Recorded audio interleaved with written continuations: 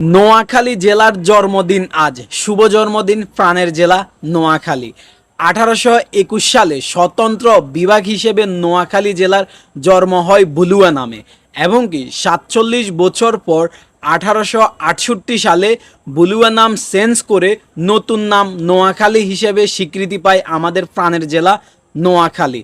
আজকে 2026 সালে এসে 205 বছর বয়সে পা রাখে আমাদের প্রাণের জেলা নোয়াখালী।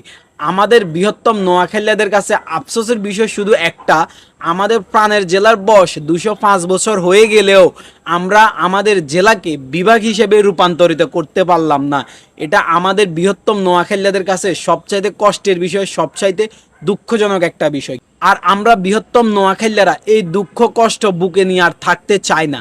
আমরা আমাদের প্রাণের জেলাকে বিভাগ হিসেবে রূপান্তরিত করব ইনশাআল্লাহ। শুভ জন্মদিন নোয়াখালী।